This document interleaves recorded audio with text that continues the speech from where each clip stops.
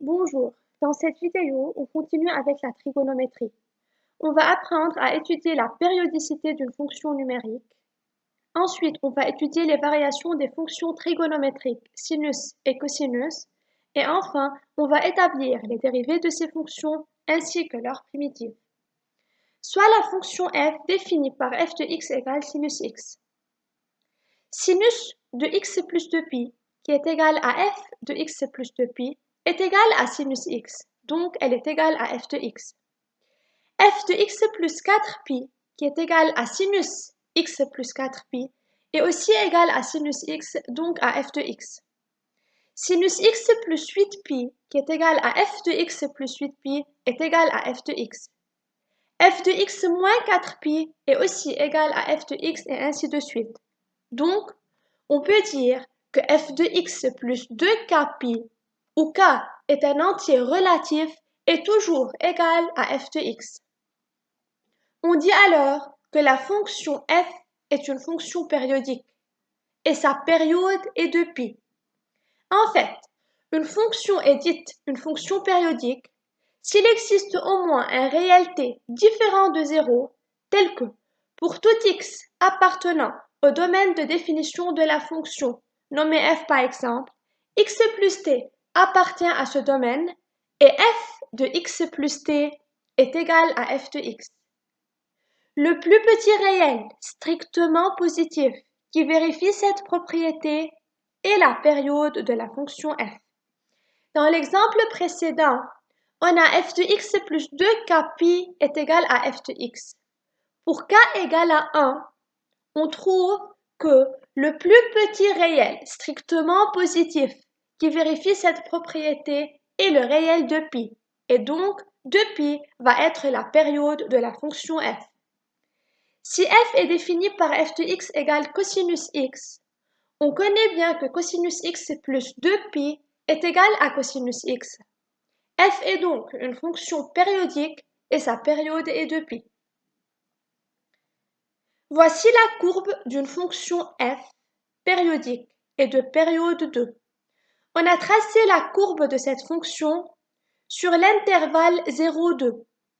On remarque que l'amplitude de cet intervalle est égale à 2 moins 0, donc c'est égal à la période 2.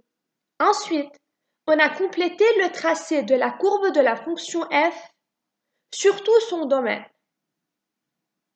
Puisque f est périodique et sa période est 2, alors f de x plus 2 va être égal à f de x pour tout x appartenant au domaine de définition de la fonction f. Par suite, si f de 1 est égal à 0, alors f de 1 plus 2 va être égal à f de 1, et donc f de 3 va être égal à 0. Aussi, f de 3 plus 2, c'est-à-dire f de 5, va être égal à f de 3 et donc à 0. f de 1 moins 2, c'est-à-dire f de moins 1, va être égal à f de 1 et donc à 0. f de moins 1 moins 2 est égal à f de moins 1 et donc elle est égale à 0. f de 0 est égal à 3. Par suite, f de 0 plus 2 va être égal à 3. f de 2 plus 2 va être égal à 3. f de 0 moins 2 va être égal à 3 et ainsi de suite. Donc, si f est une fonction périodique et de période le réel t, on peut alors tracer la courbe de la fonction f sur n'importe quel intervalle d'amplitude t. Et ensuite, on peut déduire le tracé de la courbe sur tout le domaine par périodicité. Et ceci en faisant une translation du vecteur plus ti ou moins ti pour chaque point. Passons à l'étude de la fonction périodique sinus définie par f de x égale sinus x. Cette fonction est définie et continue sur l'ensemble des réels R. Elle est de pi périodique. Donc, le domaine d'étude de la fonction f peut être réduit à un intervalle d'amplitude, la période de pi.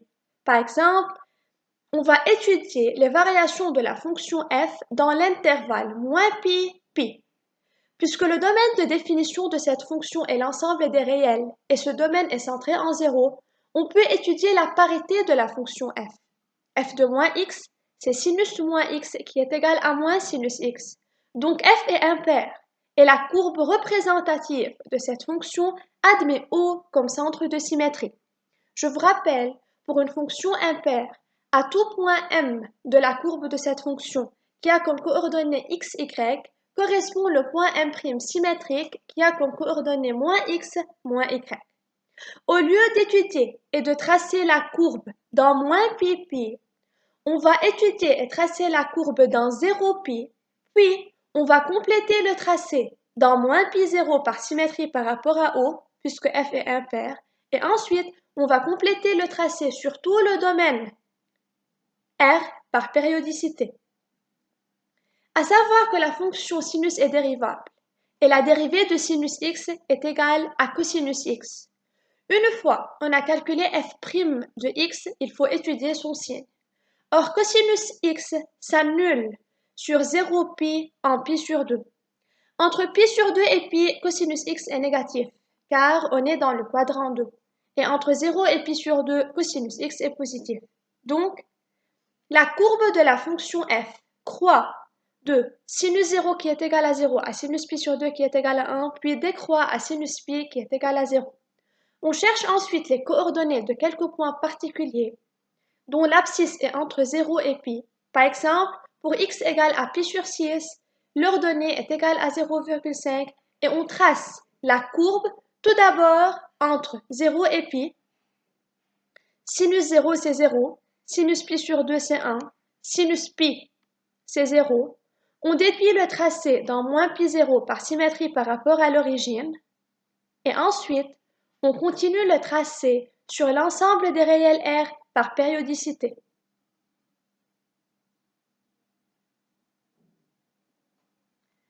On passe ensuite à l'étude de la fonction cosinus définie par f de x égale cosinus x. Cette fonction est définie et continue sur l'ensemble des réels R, elle est 2 pi périodique et elle est une fonction paire, puisque cosinus de moins x est égal à cosinus x.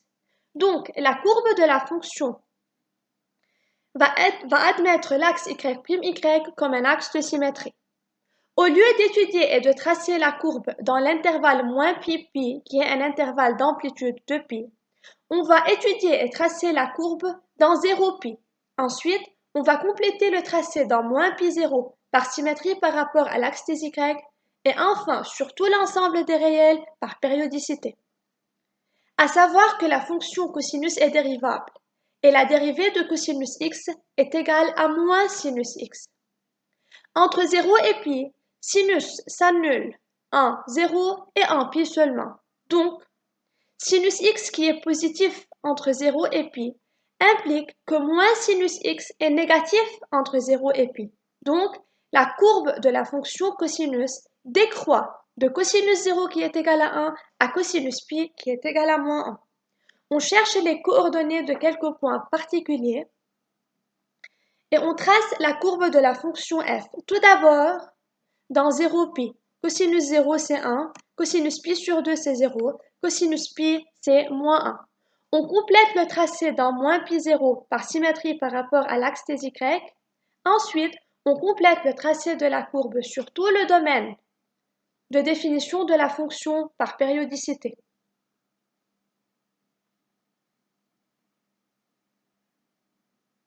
Avant de clôturer, ça vaut la peine de vous donner la remarque suivante.